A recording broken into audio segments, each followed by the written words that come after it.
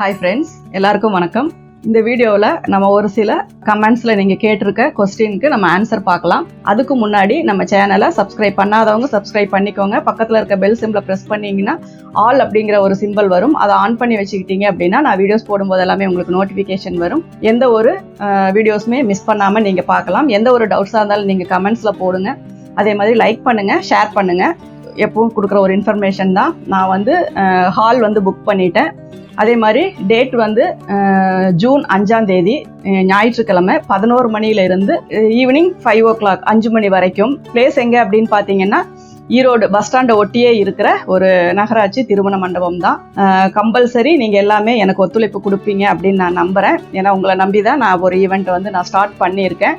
அதே மாதிரி எனக்கு நீங்கள் பண்ணுற இதுக்கு வந்து கம்பல்சரி என் சைட்லேருந்து உங்களுக்கு என்ன பண்ண முடியுமோ அதை நான் வந்து உங்களுக்கு 100% சாட்டிஸ்ஃபேக்ஷனாக என்னால் பண்ண முடியும். நீங்கள் இதை வந்து நீங்கள் பயன்படுத்திக்கோங்க. அதே மாதிரி என்ட்ரன்ஸ் ஃபீஸ் வந்து 1000 rupees.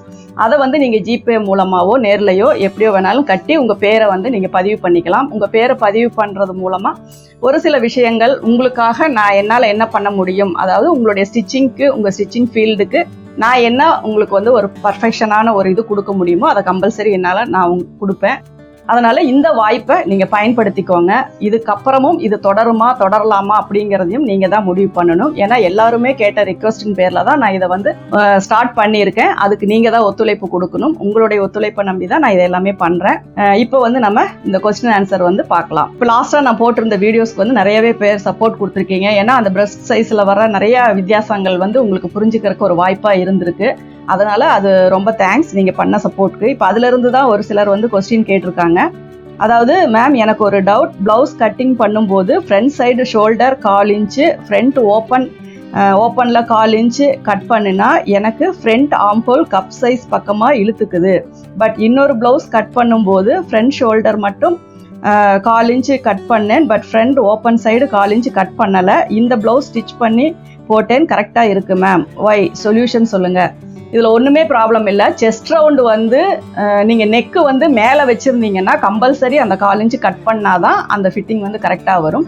நெக்கு கொஞ்சம் லோவாக இருக்கும்போது உங்களுக்கு கப் ஷேப் வந்து கொஞ்சம் இழுத்து டைட்டாக இருக்கும். அப்போ வந்து உங்களுக்கு அந்த 1/4 இன்ச்சு வந்து தேவையில்லை. ரொம்ப வைட் நெக்காக இருந்தால் தான் நான் வந்து அந்த 1/4 இன்ச்சு வந்து கட் பண்ண சொல்கிறேன். அப்போ நீங்கள் வந்து அந்த 1/4 இன்ச்சு கட் பண்ணுறதுக்கு முன்னாடி அந்த செஸ்ட் ரவுண்டு வந்து கரெக்டாக இருக்கான்னு பார்த்துக்கோங்க. அதாவது மேக்ஸிமம் ஒரு 1/4 இன்ச்சு குறையலாம். 9.5 இன்ச்சு வர்ற இடத்துல ஒரு 9.25 இன்ச்சு வரலாம். அதை விட கம்மியாக இருந்தால் கம்பல்சரி அந்த இடத்துல இழுத்துட்டு ஒரு லைன் வர மாதிரி இருக்கும். அதுக்கு காரணம் என்னன்னா, முன் பக்க துணி வந்து நமக்கு எட்டாமல் இருக்கிறனால தான் அந்த லைன் வருது. அப்போ அதுக்கு கம்ஃபர்ட்டாக நம்ம என்ன பண்ணணும், ஒன்றா இன்னும் கொஞ்சம் எக்ஸஸாக கிளாத்து சைடில் விடணும். இல்லாட்டினா முன்னாடி கட் பண்ணுறதை கொஞ்சம் குறைக்கணும்.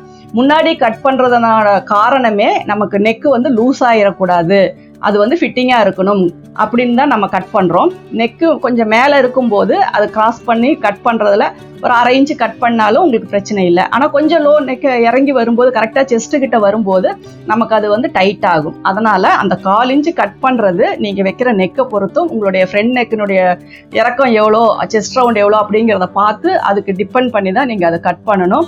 இது வந்து நம்ம எக்ஸ்ட்ரா கொடுக்குற ஒரு டிப்ஸு தான். அதாவது எந்தெந்த ப்ளவுஸுக்கெல்லாம் உங்களுக்கு ப்ராப்ளம் வருதோ அந்த இடத்துல இதை யூஸ் பண்ணிக்கோங்க.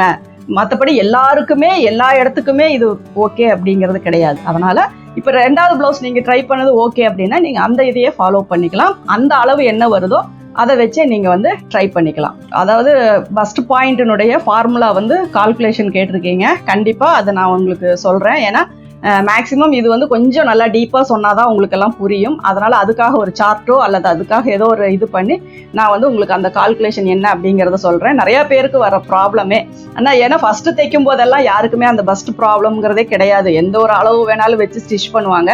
ஆனால் இப்போ ஒரு சில இது வந்து பர்ஃபெக்டாக அக்யூரேட்டாக போடணும்னு நினைக்கிறவங்களுக்கு இந்த ப்ராப்ளம்ஸ் நிறையா இருக்குது. அதனால் இதுக்கான சொல்யூஷன் என்ன, அதுக்கு என்ன கால்குலேஷன் ஃபார்முலா அப்படிங்கிறதையும் நான் கண்டிப்பாக உங்களுக்கு சொல்கிறேன். மேடம், ஆம்ஹோல் 4 சொன்னீங்க, அந்த அளவு ஸ்லீவில் எங்கே வரும் கேட்குறீங்க. இதுவும் வந்து அந்த ஃபார்முலாவை பேஸ் பண்ணி வர விஷயங்கள் தான். அதனால் நுணுக்கமான டிப்ஸு வந்து நான் நிறையாவே உங்களுக்கு சொல்கிறேன். அதுக்கு எல்லாமே வந்துட்டு நான் ஒரு டீட்டெயில்டான ஒரு ப்ராஜெக்ட் மாதிரி ஒன்று நான் ரெடி பண்ணணும். அதை ரெடி பண்ணிவிட்டு நான் உங்களுக்கு சொன்னேன்னா தான் உங்களுக்கு வந்து எந்தெந்த விஷயத்துக்கு எதை யூஸ் பண்ணணும், எப்படி ஃபாலோ பண்ணணும் அப்படிங்கிற டீட்டெயில்ஸ் உங்களுக்கு தெரியும்.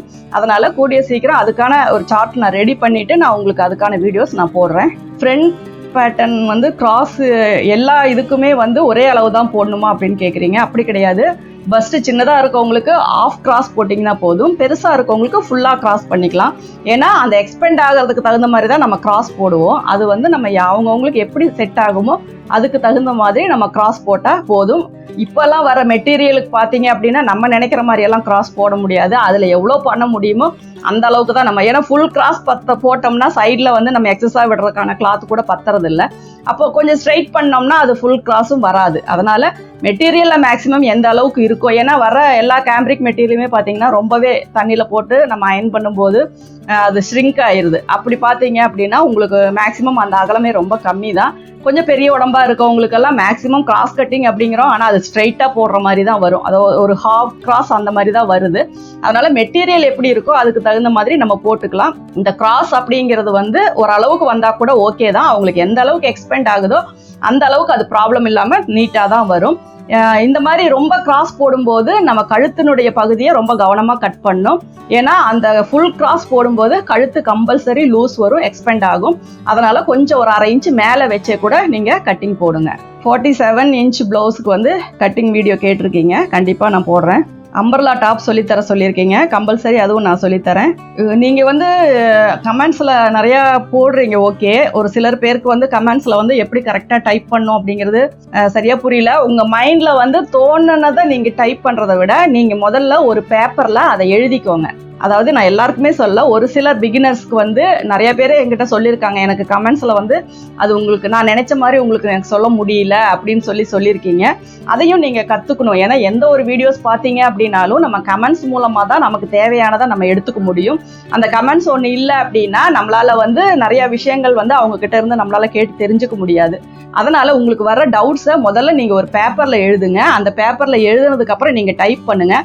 அப்போ தான் வந்து நீங்கள் என்ன வேர்டு விடுறீங்க, எங்கே கேப் விடுறீங்க. ஏன்னா ஒரே ஃப்ளோவாக எழுதிட்டாலும் சில விஷயங்கள் நான் தப்பாக புரிஞ்சுக்கிறதுக்கும் வாய்ப்பு இருக்குது, தப்பாக படிக்கிறதுக்கும் வாய்ப்பு இருக்குது. அதனால் நம்ம எழுதுகிற விஷயத்த, உங்களுக்கு தெரிஞ்ச விஷயத்த, நீங்கள் வந்து இதுக்காக இங்கிலீஷ் படிக்கணும், தமிழ் அதெல்லாம் கிடையாது. உங்களுக்கு என்ன தெரியுமோ அதை வந்து கரெக்டான மெத்தடில் நீங்கள் டைப் பண்ணி அனுப்புனீங்கனாவே எனக்கு ஈஸியாக புரியும். நீங்கள் என்ன விஷயம் சொல்ல வரீங்க அதை வந்து எனக்கு கரெக்டாக கன்வே பண்ணுங்க அப்படின்னு தான் சொல்கிறேன். இப்போ கழுத்து லூஸாக இருக்குது அப்படின்னா அது ஓகே மேம், எனக்கு கழுத்து லூஸ் ஆகுது, இதுக்கு என்ன ப்ராப்ளம் அப்படின்னு மட்டும் நீங்கள் கேட்கலாம். பொதுவாக ஒரு மெஷர்மெண்ட் சொல்லி இதுக்கு என்ன அளவு வைக்கலாம் அப்படின்னு கேட்குறாங்க. அது வந்து எனக்கு ரிப்ளை, என்ன அளவுக்கு என்ன கேட்குறாங்க அப்படிங்கிறது எனக்கு ரிப்ளை பண்ண தெரியல. ஸோ நீங்கள் கேட்குற கமெண்ட்ஸ் அதில் வந்து கொஸ்டின்ஸ் வந்து ஓரளவுக்கு நீங்கள் ஒரு பேப்பரில் எழுதிக்கோங்க. ஏன்னா என்ன டவுட்ஸ் வந்தாலும் எழுதி வைங்க. அது அப்பப்போ நீங்கள் கமெண்ட்ஸில் போடுங்க. என்னால் முடிஞ்ச வரைக்கும் நான் படிச்சுட்டு நான் உங்களுக்கு ரிப்ளை பண்ணுறேன். நிறைய பேர் எனக்கு சப்போர்ட் பண்ணி தான் நிறைய மெசேஜஸும் அனுப்புகிறீங்க. உங்களுடைய அனுபவம், உங்களுடைய வார்த்தைகள் புதிய தெம்பு கொடுக்குதுன்னு சொல்கிறீங்க. அது வரைக்கும் எனக்கு ரொம்ப சந்தோஷம். அப்படி ஒரு யூஸ்ஃபுல்லான விஷயத்தையாவது நான் பண்ணுறேன் அப்படிங்கிறது. ஃபாரினில் இருக்கவங்கெல்லாம் நிறைய பேர் வந்து என்னால் வர முடியல, நீங்கள் உங்களுடைய இது வந்து நல்லா வரணும் அப்படின்னு சொல்லி எனக்கு விஷ் பண்ணியிருக்கீங்க. அதுக்காக நான் ரொம்ப தேங்க் பண்ணிக்கிறேன். ஒரு சிலர் வந்து அடுத்த செமினார் வந்து நீங்கள் ஆன்லைனில் போட்டிங்க அப்படின்னா நாங்கள் ரொம்ப ஹாப்பி, ஃபேமிலி சுச்சுவேஷன் வர முடியலன்னு சொல்கிறீங்க. கண்டிப்பாக நீங்கள் இப்படி ஒவ்வொரு விஷயங்கள் சொல்லும்போது தான் எனக்கு நெக்ஸ்ட் என்ன பண்ணணும் அப்படிங்கிற ஒரு ஐடியாவே கிடைக்கும்.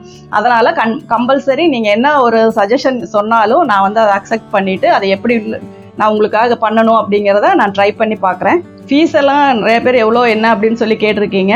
1000 rupees வந்து ஃபீஸு.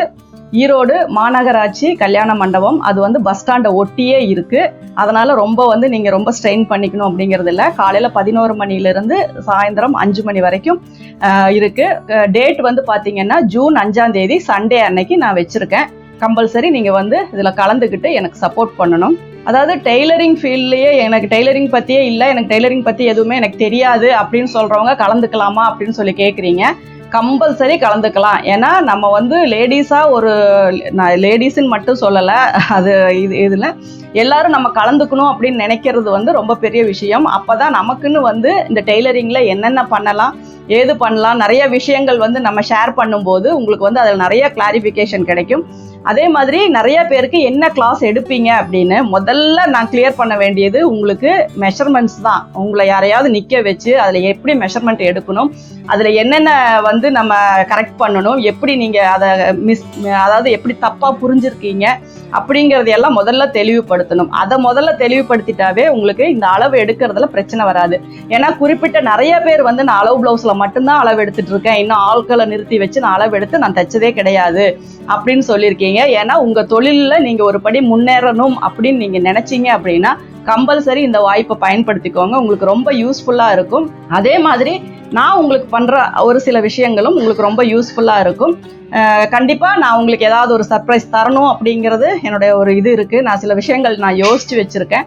அதுவும் உங்களுக்கு வந்து உபயோகமாக இருக்கணும் அப்படின்னு தான் நினைக்கிறேன். ஏன்னா நான் சொல்கிற எல்லா விஷயங்களுமே டெய்லரிங் பேஸ் பண்ணி உங்களுக்கு ஏதாவது பண்ணணும் அப்படிங்கிறது தான். ஏன்னா நீங்கள் எனக்கு சப்போர்ட் பண்ணாமல் நான் ஒரு இடத்துக்கு நான் வர முடியாது. அது வந்து 100% கம்பல்சரி அது நடந்த விஷயம். ஏன்னா நீங்கள் சப்போர்ட் பண்ணாமையோ, நீங்கள் எனக்கு வந்து கமெண்ட் பண்ணாமையோ, லைக் பண்ணாமையோ, ஷேர் பண்ணாமையோ நான் வந்து இவ்வளோ பேர் எனக்கு அறிமுகமாக இருக்காங்க அப்படிங்கிற இடத்துக்கு என்னால் வரவே முடியாது. அதனால் நான் வந்து எல்லாத்துக்குமே ஒரு நன்றி கடன் பட்டிருக்கேன். அதனால் எனக்கு கடவுளினுடைய ஆசீர்வாதத்தால் நிறைய பேருக்கு இந்த வாய்ப்பு கிடைக்கல, ஆனால் எனக்கு கிடைச்சிருக்கு அப்படிங்கிறது வந்து நான் ரொம்ப பெரிய விஷயமா நினைக்கிறேன். அதனால் கம்பல்சரி நீங்கள் இதில் கலந்துக்கணும், என்னுடைய ரிக்வஸ்ட் இது. அதனால் தவறாமல் மேக்ஸிமம் நான் எதிர்பார்க்குற அளவுக்காவது நீங்கள் எனக்கு சப்போர்ட் பண்ணணும். அதே மாதிரி ரொம்ப லாங்கில் இருக்கவங்களும் எங்களால் வர முடியல, அது மாதிரி அந்த மாதிரி ஏரியாவில் எதையாவது நீங்கள் பண்ணுனீங்கன்னா பரவாயில்ல அப்படின்னு கேட்குறாங்க. நான் வந்து இது ஃபர்ஸ்ட் அட்டம்ப்ட்டு. இதை எப்படி சக்ஸஸ்ஃபுல்லாக நீங்கள் கொண்டு போகிறீங்களோ அதை வச்சு தான் நான் அடுத்த ஸ்டெப்பு எடுக்கலாமா இல்லையானே யோசிப்பேன். ஏன்னா எல்லாருக்குமே தெரியும், எல்லாருமே பிஸியான நேரம், பிஸியான ஒர்க்கு, எல்லாருடைய ஃபேமிலி சுச்சுவேஷனும் அதே தான். நம்ம கொஞ்சம் டைம் ஸ்பெண்ட் பண்ணி நமக்காக ஒரு சில விஷயங்கள் நம்ம ஷேர் பண்ணிக்கணும்னு நினைக்கிறதுக்காக தான் இது. அதனால் உங்கள் ஸ்ட்ரெஸ்ஸை குறைக்கவும், உங்களுடைய பிரச்சனைகளை நம்ம பகிர்ந்து பேசிக்கவும், ஒருத்தர் விட்டு நம்ம பேசும்போது எவ்வளவோ விஷயங்கள் வந்து நம்ம வெளியே கொண்டு வரவும், தையலில் நம்ம அடுத்த ஸ்டெப் இந்த செமினார் முடிச்சு நீங்கள் போகும்போது உங்களுடைய அடுத்த ஸ்டெப்பு வந்து கொஞ்சம் நல்லா ஒரு கிளாரிட்டியோட நீங்கள் வைப்பீங்க அப்படிங்கிறதும் என்னுடைய நம்பிக்கை. அதனால் கண்டிப்பாக நீங்கள் வாங்க. இப்போ பொதுவாக கேட்ட ஒரு சில கொஸ்டினுக்கு நான் ஆன்சர் பண்ணியிருக்கேன். இப்போ பொதுவாக ஒரு சில விஷயங்கள் நான் சொல்லிடுறேன்.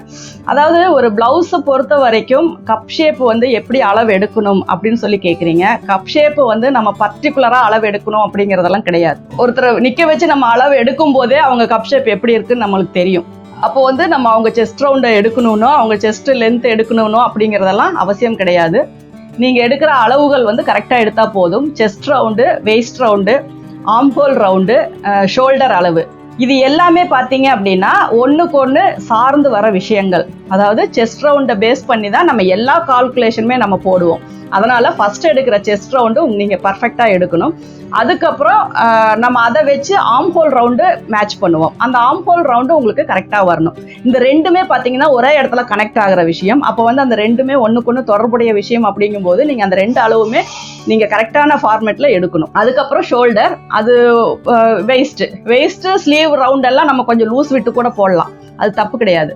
ஆனால் செஸ்ட் ஆகட்டும், ஆம்ஹோல் ஆகட்டும், ஷோல்டர் ஆகட்டும், இந்த எல்லா விஷயத்தையும் நம்ம கரெக்டான மெஷர்மெண்ட் இருந்துச்சு அப்படின்னா எந்த ஒரு ப்ளவுஸுமே நமக்கு, அதாவது நம்ம தைக்கிற ப்ளவுஸ் வந்து ஒரு 95% நமக்கு வந்து ஒரு திருப்தியாக தான் இருக்கும். அதில் எந்த மிஸ்டேக்கும் இல்லை. அதுக்கப்புறம் அந்த லூஸ் டைட் வரது ஒரு 5%, அது வேணும்னா பிடிச்சிக்கலாம், வேண்டாட்டினா பிரித்து விட்டுக்கலாம், அது வேற கணக்கு. ஃபிட்டிங் வேற, லூஸ் டைட் வேற, அதை நல்லா புரிஞ்சுக்கோங்க. அதனால் மேக்ஸிமம் நீங்கள் எடுக்கிற அளவுகள் வந்து கரெக்டாக தான் எடுக்கிறீங்களான்ட்டு ஒரு தடவைக்கு 2 தடவை செக் பண்ணிக்கோங்க. அளவு ப்ளவுஸில் எடுத்தாலும் இதே ஃபார்முலா தான். நீங்கள் செஸ்ட் ரவுண்ட் எடுக்கும்போது நான் சொன்ன மாதிரி உள்பக்கம் ஃப்ரண்ட் 2 இந்த ரவுண்டு ஃபுல்லாகவே எடுத்துக்கோங்க. அப்புறமா நீங்கள் 1/4 பண்ணிங்கன்னா உங்களுக்கு ஈஸியாக இருக்கும். அந்த 1/4 பண்ணுறதுக்கு முன்னாடி அந்த செஸ்ட் ரவுண்டை வந்து 4 மைனஸ் பண்ணிவிட்டு அதுக்கப்புறம் நீங்கள் ஷோல்டர் அளவையும் ஆம்ஹோல் அளவையும் நீங்கள் கால்குலேஷன் பண்ணுங்கள். அதாவது துணியில் அளவு எடுக்கும்போது இந்த மாதிரியான ஒரு சில நுணுக்கங்கள் நீங்கள் ஃபாலோ பண்ணிகிட்டே வந்தீங்க அப்படின்னாவே ஆட்டோமேட்டிக்காக உங்களை அறியாமையே உங்களுடைய ஸ்டிச்சிங் வந்து அடுத்த லெவல் போயிடும். நீங்கள் வந்து பர்ஃபெக்ஷன் மட்டும் பார்த்தீங்கன்னா போதும். நீங்கள் எடுக்கிற அளவு, நீங்கள் போடுற கட்டிங், நீங்கள் யூஸ் பண்ணுற மெட்டீரியல், நீங்கள் யூஸ் பண்ணுற சிசர், நீங்கள் இந்த மாதிரியான சின்ன சின்ன விஷயங்களை நீங்கள் கரெக்டாக கொண்டு போனீங்க அப்படின்னா கண்டிப்பாக அது உங்களுக்கே தெரியாது, நாமளாக இவ்வளோ ஃபினிஷிங்காக தைச்சிருக்கோங்கிற அளவுக்கு அந்த தொழிலே உங்களை வந்து உயர்த்தி விடும். இதுதான் அதில் உள்ள ஒரு முக்கியமான விஷயமே. ஏன்னா நான் தான் பண்ணனேன் அப்படிங்கிறதே ஒன்றுமே கிடையாது. நீங்கள் பண்ணுற விஷயம் பர்ஃபெக்ஷனாக இருந்துச்சு அப்படின்னா அது வந்து ஆட்டோமேட்டிக்காக அந்த தொழில் உங்களுக்கு கை கொடுக்கும். அது என்னைக்கா இருந்தாலும் அது உண்மை. சின்ன சின்ன கஷ்டங்கள் தடங்கல்கள் எல்லாத்தையும் நம்ம சந்திக்கணும். அது இந்த தொழில் மட்டும் இல்லை, ஆண்கள் பண்ணுற எந்த தொழிலாக இருந்தாலும், குடும்பம் நடத்துகிற விஷயமா இருந்தாலும், குழந்தைகளுடைய வளர்ப்பாக இருந்தாலும், எல்லாத்துலேயுமே தடைகளும் பிரச்சனைகளும் வரதான் செய்யும். அதை வந்து நம்ம பார்த்து பயந்துட்டு உட்காந்துட்டே இருந்தோம்னா நம்ம உட்காந்து அழுதுட்டு தான் இருக்கணுமே ஒழிய அடுத்த ஸ்டெப்புக்கு நம்மளால் போக முடியாது. ஒரு விஷயம் உங்களால் பண்ண முடியுங்கிற நம்பிக்கை உங்களுக்கு வரணும். அது பண்ணுவோம் அப்படிங்கிற நம்பிக்கையும் உங்களுக்கு நீங்களே மோட்டிவேட் பண்ணிக்கிட்டா அடுத்து நம்மளை யாருமே மோட்டிவேட் பண்ணுங்கிற அவசியமே கிடையாது. யாருமே நமக்கு முகத்துக்கு நேரம் ஒண்ணுமே நம்மளை பேச போறது கிடையாது. நமக்கு முதுகுக்கு பின்னாடி பேசுறவங்களை பத்தி நம்ம கவலைப்பட வேண்டிய அவசியமும் கிடையாது. அதனால நீங்க தைரியமா எந்த வேலை செஞ்சாலும் பர்ஃபெக்ஷன் அப்படிங்கறத நீங்க பாத்துக்கோங்க. அதே மாதிரி எல்லார்கிட்டையும் கொஞ்சம் பொறுமையா நடந்துக்கோங்க. இந்த விஷயம் மட்டும் இருந்துச்சுன்னா நம்ம டெய்லரிங் ஃபீல்ட்ல நல்லாவே மேலே கொண்டு வரலாம். ஏன்னா எத்தனையோ போட்டி பொறாமை கஷ்டம் நஷ்டம் இருந்தாலும் நம்மளை ஒரு நல்ல இடத்துக்கு கொண்டு வர்றது நம்மளுடைய பொறுமையும் நம்மளுடைய அந்த பேஷன், நம்ம அந்த தொழில் மேலே நம்ம வச்சிருக்க அந்த பக்தியும் தான். கண்டிப்பாக அது நமக்கு கை கொடுக்கும். அதனால எல்லாருமே முடிஞ்ச வரைக்கும் நான் இதை அட்வைஸாக நீங்கள் நினைக்க வேண்டாம், என்னுடைய அனுபவமாகவே எடுத்துக்கோங்க. நான் உங்க கூட ஷேர் பண்ணுறதை வச்சு நான் உங்களுக்கு அட்வைஸ் பண்ணுற அளவுக்கு நான் பெரிய ஆளும் கிடையாது. அதனால என்னுடைய விஷயங்கள் என்னுடைய அனுபவங்களை மட்டும்தான் நான் உங்களுக்கு சொல்லுவேன். அதனால கம்பல்சரி நீங்கள் வந்து ஒரு சில விஷயங்கள் ஃபாலோ பண்ணி உங்களுக்குன்னு ஒரு தனி இடத்த நீங்கள் வச்சுக்கணும். நன்றி, வணக்கம்.